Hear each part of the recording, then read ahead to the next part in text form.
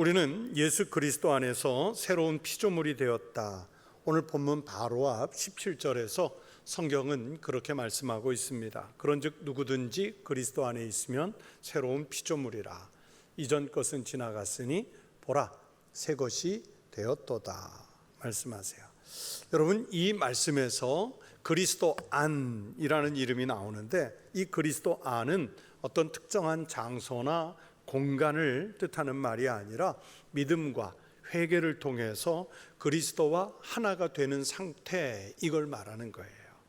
그렇게 그리스도와 하나가 된 사람은 새로운 피조물이 되는데, 새로운 피조물이라고 해서 기존에 있던 것을 완전히 소멸시켰다가 완전히 다른 것으로 재창조한다는 뜻이 아닙니다. 예수님의 죽음과 예수님의 그 부활하심에 동참을 해서 지금까지와는 다른 생명으로 살도록 창조해 주셨다는 뜻의 말씀을 새로운 피조물이라고 말씀하는 거예요. 예수님은 자신의 죽음과 부활을 통해서 우리의 신분 그리고 우리의 본질을 바꾸어 놓으셨습니다. 그래서 성경은 새로운 피조물이라고 정의한 것입니다. 이 말씀은 우리 그리스도인의 존재와 변화에 대해서 가장 선명하게 풀어준 말씀이라고 볼 수 있습니다. 그러니까 여러분과 저, 이 땅의 모든 그리스도인은 예수님 때문에 전혀 새로운 인격체로, 새로운 생명으로 살 자격을 얻은 사람들이 되었다는 뜻의 말씀입니다. 성경의 여러 곳에서 예수님께서 우리를 위하여 죽으셨다 하는 표현도 있고, 우리를 대신하여 죽었다 하는 표현도 있습니다. 우리를 위하여, 이 말도 충분히 예수님의 사랑을 표현하는 말씀이지만, 우리를 대신하여, 원래는 내가 죽어야 했는데 완전히 나를 배제하고 나를 대신해서 주님이 죽으셨다는 거예요. 이 표현이 좀 더 완벽한 표현이라고 볼 수 있습니다. 예수님은 그렇게 우리에게 생명을 주시려고 자신의 생명을 대신하여 주셨습니다. 어떻게 그렇게 하실 수 있는가 하면, 우리를 향하신 하나님의 완전한 사랑이요 거부할 수 없는 은혜의 충만함 때문입니다. 그 충만한 사랑 때문에 주님은 오셨고 십자가에서 죽으셨고, 그 주님의 생명을 담보로 해서 우리가 영원한 생명을 얻을 길을 주님이 열어주신 거예요. 그렇게 생명을 대신해 가면서까지 우리를 살리셔야만 했다면 분명 거기에는 주님의 의도가 있을 것 아니겠습니까? 오늘 성경은 바로 그 의도를 말씀한 것이고, 그리고 그 의도를 알아서 우리가 어떤 신앙으로 살아야 하는지 몇 가지 측면에서 말씀해 주시는 것입니다. 첫째, 예수님이 왜 오셔야 했는지, 그것도 사람의 몸을 입고 오신 목적이 무엇인지를 분명히 알아야 합니다. 한마디로 우리 예수님은요, 화목제물이 되어주시기 위해서 오셨습니다. 예수님이 오신 큰 목적 중에 하나는 하나님과 죄인인 인간이, 그리고 사람과 사람 사이에 깨진 관계를 회복하게 하시려고 오셨습니다. 그것도 갈등하는 그 관계에서 사람들을 모아서 회의를 한다든지 협상가가 돼서 중재하는 이런 방법으로 화목하게 하는 것이 아니라, 자신을 십자가에 못 박아서 중간에 막힌 담을 헐어내고 하나님과 죄인, 사람과 사람 사이를 화목하게 하는 제물이 되시려고 오셨습니다. 성경이 분명히 그 목적을 말씀합니다. 그는 우리의 화평이신지라 둘로 하나를 만드사 원수된 것 곧 중간에 막힌 담을 자기 육체로 허시고. 세상에 어떤 방법으로도요, 하나님과 우리 사이에 가로막고 있는 담을, 사람과 사람이 원수돼서 중간에 가로막힌 담을 헐 방법이 없어요. 오직 예수님이 죽으시는 방법만이 이 담을 헐어낼 수 있는 유일한 방법입니다. 그렇게 예수님은 화평을 위해서 제물이 되어 주셨습니다. 그래서 예수님을 화목제물이라고 말하는 거예요. 예수님께서 유대 땅 베들레헴에 오실 때는요, 우리가 알고 있는 대로 당시의 그 세계를, 전 세계를 로마 제국이 지배하고 있었습니다. 사람들은 그 시절을 가리켜서 역사를 배울 때 팍스 로마나, 로마의 평화 시대라고 배웁니다. 그러나 여러분, 그 평화는 진정한 평화가 아니라 로마라고 하는 대제국의 강압에 눌려서 강요당하는 그런 평화였습니다. 군사적인 힘 또는 경제적인 힘으로 억눌렀기 때문에 마치 세상이 평화로운 것처럼 보였을 뿐이에요. 만약에 그 상태에서 군사적인 힘이 조금만 느슨해진다면 또는 경제적인 그 균형이 조금만 흐트러진다면 어디서 봇물 터지듯이 평화가 깨질지도 모르는 그런 일촉즉발의 위기를 늘 품고 있었어요. 이렇게 강요당한 침묵이 여러분 진정한 평화는 아니잖아요. 이건 그냥 화목한 것처럼 평화로운 것처럼 보이는 눈속임일 뿐입니다. 예수님은 그런 어둡고 척박한 땅에 버림받고 지친 사람들의 마음에 찾아와 주셨습니다. 오늘날 우리가 사는 이 시대도요, 그리고 또 우리와 같이 있는 대부분의 지도자나 사람들도요, 돈이라는 힘이 평화를 줄 것이다, 권력이 화평을 만든다, 위계 질서가 화목하게 한다, 그렇게 생각하고 있어요. 여러분, 그러나 그렇지 않습니다. 그것은 잠시 동안은 평화로운 것처럼 보이게 만들 수는 있겠지만 위장된 평화, 눈속임의 평화에 불과할 뿐입니다. 예수님 안에서만 진정한 화평을 이룰 수가 있습니다. 예수님은 이 세상을 힘과 권력으로 지배하기 위해서 오신 것이 아니라 사랑으로 죄인들을 섬겨주시기 위해서 오셨습니다. 예수님이 꿈꾸시던 나라는 로마 제국이 강요했던 그런 평화가 아니라 하늘이 가져다 주는 참된 사랑과 평화의 나라를 주님이 꿈꾸셨어요. 그런 화평을 이루려고 하나님은 이 어지러운 세상에 독생자 외아들을 보내주셨습니다. 막혀있는 마음의 벽들을 허무시기 위해서 예수님을 보내주셨어요. 예수님이 오심은 그래서 하늘과 땅이 만나는 평화의 사건입니다. 그래서 서로 화목하라 하는 것은 하나님의 명령입니다. 예수님은 친히 화목제물이 되셨습니다. 여러분, 구약 성경에서 화목제를 보시면 하나님과 이스라엘이 화평하고 친밀한 관계를 만들기 위해서 드리는 특별한 제사지요.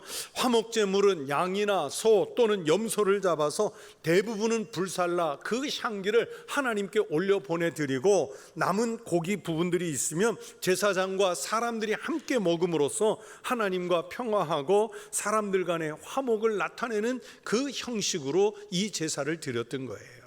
하지만 성경을 보면 이 구약의 화목제는 유효기간이 있었습니다. 완전하지 않았다는 얘기예요. 그래서 매번 절기가 돌아오면 다시 제사를 지내야만 했습니다. 하나님은 단번에 그리고 완벽한 제사를 드리기 위해서 그 화목제를 준비하셨고 그 화목제사에 필요한 화목제물로 예수님을 이 땅에 보내주셨습니다. 요한일서 2장 2절에서 성경이 이걸 이렇게 표현합니다. 그는 우리 죄를 위한 화목제물이니 우리만 위할 뿐 아니요 세상의 죄를 위함이래야. 이렇게 예수님은 화목제물이 되시기 위해서 우리에게 사람의 몸을 입고 오셨습니다. 이 오신 목적을 우리는 먼저 분명하게 알아야 하고 또 이 사실을 믿어야 합니다. 그리고 하나님은 예수님이 화목제물이 되신 것을 믿는 사람들, 즉 우리 모든 그리스도인, 우리들에게 화목하게 하는 직분을 주셨다고 오늘 본문 18절이 말씀해요. 모든 것이 하나님께로서 났으며 그가 그리스도로 말미암아 우리를 자기와 화목하게 하시고 또 우리에게 화목하게 하는 직분을 주셨으니. 여러분, 우리는 죄인의 신분이기 때문에 감히 누구를 화목하게 할 자격을 상실했던 사람들입니다. 여러분, 구약 창세기에서 에덴 동산을 들여다보세요. 에덴 동산에서 아담과 하와가 하나님 앞에 범죄한 이후에 하나님과 갈등하는 관계가 되지요. 또 불과 몇 사람 안 되는 사람과 사람 사이가 분열하고 갈등하는 관계가 되지요. 인간이 죄를 지었다는 것은 그렇게 화목을 깨는 존재가 되었다는 뜻입니다. 갈등을 유발하는 존재가 됐습니다. 그게 바로 마귀가 원래 넣어주고자 했던 의도였고 생각이었습니다. 그런데 예수님 자신이 화목 제물이 되셔가면서까지 우리에게 주시고자 했던 은혜는 바로 이것을 극복하고 화목하게 하려는 직분을 주시려는 거예요. 하나님과 갈등하던 인간을 먼저 하나님과 화목하게 하고, 인간과 인간 사이에 있으면 갈등을 유발하던 사람들은 이제는 화목하게 하는 삶을 살도록 하게 하시려고 하나님은 우리에게 화목하게 하는 직분을 주셨다, 성경은 말씀합니다. 그래서 하나님과 사람 간의 화해와 화목은 전적으로 그리스도로 말미암는 하나님의 은총입니다. 모든 것이 하나님께로서 났습니다. 곧 우리가 원수 되었을 때에 그의 아들의 죽으심으로 말미암아 하나님과 화목하게 되었은즉, 우리가 사실은 무슨 능력이 있어서 무슨 화목을 이루어낼 수 있는 그런 사람들이 아니에요. 하나님께서 부르셔서 우리를 하나님과 화목하게 하시고 또 세상을 위해서 특별한 직분을 맡기셨습니다. 바로 그 직분이 화목하게 하는 직분인 거예요. 그것은 하나님이 직접 맡기신 일입니다. 하나님이 이런 직분을 맡기셨다는 것은 두 가지 의미가 있습니다. 첫째는 이 직분은 세상이 준 것이 아니라 하나님이 직접 주신 신적인 직분입니다. 그만큼 소중하고 중요해요. 둘째는 교회에서 어떤 중직을 맡은 사람들만 주신 직분이 아니라 구원받은 모든 성도들에게 동일하게 주시는 일입니다. 우리에게 화목하게 하는 말씀을 부탁하시죠. 곧 하나님께서 그리스도 안에 계시사 세상을 자기와 화목하게 하시며 그들의 죄를 그들에게 돌리지 아니하시고 화목하게 하는 말씀을 우리에게, 우리 모든 그리스도인에게 부탁하셨느니라. 그렇게 성경은 우리에게 부탁의 말씀을 전하고 있습니다. 화목하게 하는 직분이라 서로 죄를 돌리는 그런 존재가 아니라 주님이 우리에게 부탁하신 대로 화목하게 하는 말씀을 나누는 거예요. 즉 그리스도인이 있음으로 인해서 그가 존재하는 모든 것, 예를 들면 여러분이 존재하는 가정이나 직장이나 교회 안이나 여러분이 속해 어떤 곳에서도 화목하게 하는 사명을 가지고 살라는 말씀을 우리에게 부탁하시는 거예요. 사도 바울은 이런 생각을 로마서 12장 18절에서 이렇게 말씀했습니다. 할 수 있거든 너희로서는 모든 사람과 더불어 화목하라. 모든 사람과 더불어 화목하라. 여러분, 이 말씀을 비추어서 나의 삶의 자리를 한번 돌아보십시오. 내가 그리스도인이잖아요. 우리가 꼭 그리스도인이라고 말하지 않습니까? 그렇다면 오늘 성경이 말씀하는 대로 나 때문에 내가 들어가 있는 그 자리를 화목하게 변화시키고 있습니까? 내가 가정에서 또는 사회에서, 이웃들 사이에서, 직장 안에서, 특히 교회에서 여러분, 우리가 화목하게 하는 직분을 제대로 감당하고 있습니까? 모든 사람과 더불어 화목하게 하려는 그런 시도들을 우리가 실행에 옮기고 있습니까? 온 식구가 모인 명절에 다른 사람들이 야, 우리 집에 그리스도인이 있더니, 우리 가문에, 우리 집안에 그리스도인이 한두 사람 있더니 집안이 화목하게 되었다, 그렇게 인정을 받고 있습니까? 여러분, 그렇게 되어야 합니다. 그래서 성경은 할 수 있거든 모든 사람과 더불어 화목하라고 말씀한 것입니다. 여러분, 오늘 이 본문은요, 아주 짧은 말씀이지만 불과 4절밖에 안 되는 이 짧은 말씀 속에 화목이라는 말이 5번이나 등장합니다. 오늘 본문에 화목이라고 번역한 이 레콘실리에이션이라는 단어는 원수 되었던 상태가 정상적인 상태로 회복되었다는 뜻입니다. 예수님은 그것을 몸으로 보여주신 거예요. 예수님이 화목하게 직분을 행하셨다는 것을 전제로 그리스도인이 각각 삶의 자리에 가서 어떤 삶을 살아야 하는지 강조하기 위해서 화목을 반복해서 말씀하시는 겁니다. 여러분, 이 세상을 살아가면서 우리 가운데 화평하지 못하고 화목하지 못한 마음이 얼마나 많습니까? 가정에서나 교회 공동체 가운데서나 서로 화목하게 하기 위한 세 가지 조건을 말씀드릴 텐데, 그 첫 번째 조건은 다른 사람을 이해하는 마음을 먼저 품는 것입니다.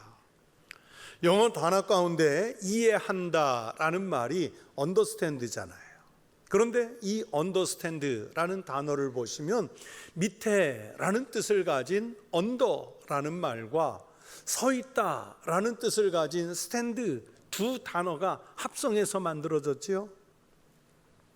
그래서 이해한다는 것은 위에서 군림해서 이해하는 것이 아니라 내가 다른 사람 밑에 내려가 봐 있어야 이해가 된다는 뜻입니다.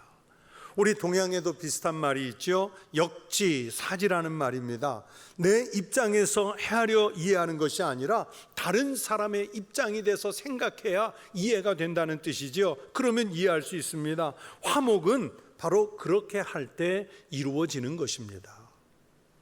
서로의 입장이 다르다고 생각하기 때문에 언제나 사람들 사이에 문제가 됩니다. 서로 다른 사람의 입장에서 조금만 더 이해한다면 평화롭고 화목한 일이 생길 것입니다. 서로 위로 올라가서 높은 자리에 올라서 아래를 내려다보며 다른 사람들을 밑에 두고 하려고 하면 가정이든 교회든 또는 직장에서든 화목은 깨지게 돼 있어요. 여러분, 예수님께서 하늘의 높은 곳에서 우리를 내려다보면서 우리에게 화목하라 이렇게 말씀하신다면 과연 우리가 그 주님의 화목을 이해할 수 있겠습니까? 주님께서 십자가까지 내려오시고 죽음까지 내려가시는 우리보다 더 미천한 자리에까지 내려가셔서 우리를 보셨기 때문에 우리를 사랑하시고 우리를 이해하시고 우리를 구원하신 거예요. 그러면서 우리에게 화목하라고 말씀하시는 거예요.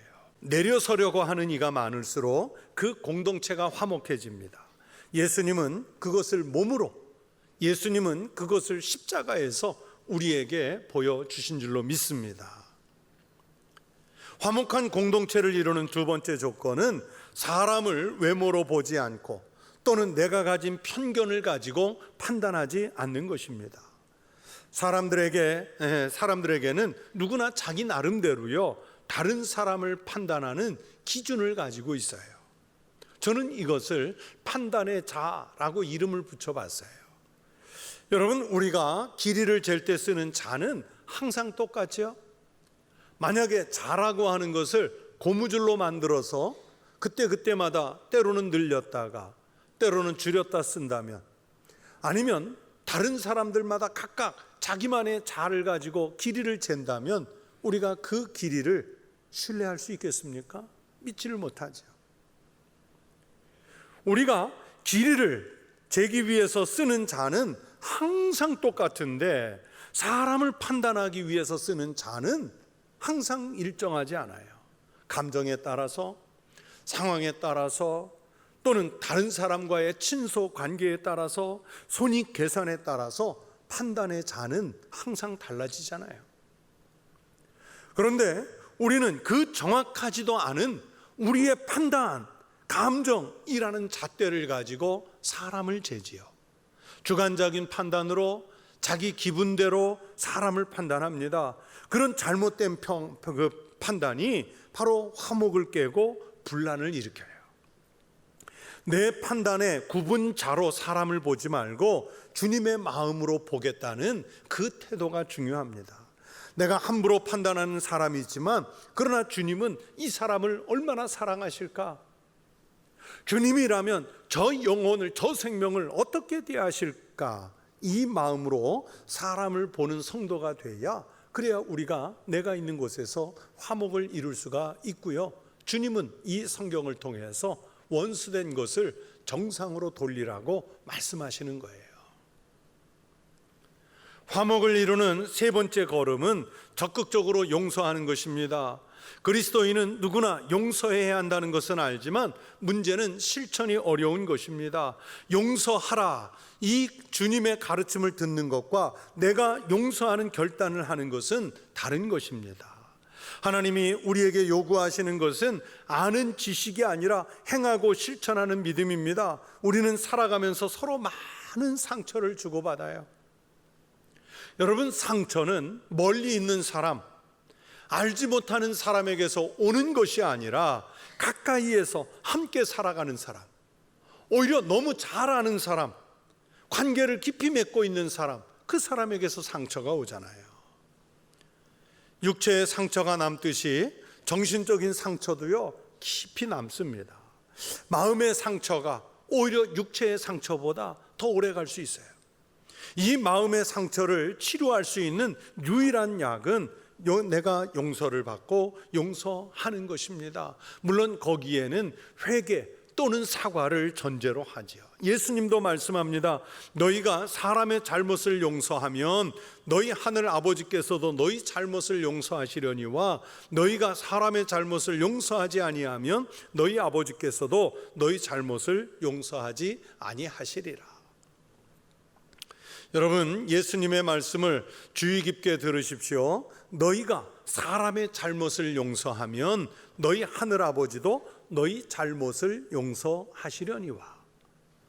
우리가 용서하면 우리가 하나님으로부터 용서받을 수 있다는 말씀이죠. 그 다음 말씀을 더 주목해 보세요. 너희가 사람의 잘못을 용서하지 아니하면 너희 아버지께서도 너희 잘못을 용서하지 아니하시리라. 우리가 용서하지 않으면 우리가 하나님으로부터 용서를 받을 수가 없다고 말씀하시는 거예요. 무슨 의도의 말씀이냐면 용서하는 사람만이 용서를 받을 수 있다는 뜻입니다. 주님의 십자가의 용서는 우리에게 이유를 따지지 않았어요. 주님의 십자가의 용서는 자격을 논하지 않았습니다.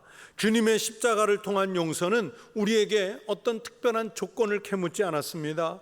굳이 주님께서 요구하시는 조건이 하나 있다면 그것은 바로 믿음이었잖아요.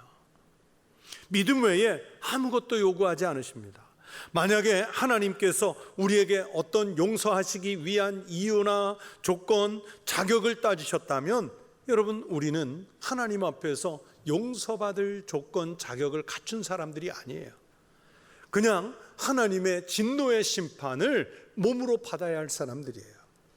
다만 우리에게 요구하시는 하나님의 말씀은 화목하기 위해서 먼저 다른 사람을 용서하라는 거죠.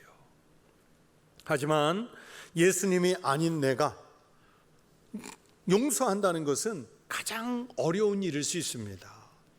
정말 끝까지 용서할 수 없는 사람이 우리 주변에 있잖아요. 그런 사람이 있으면 용서하려고 너무 많은 에너지를 소비하지 마십시오.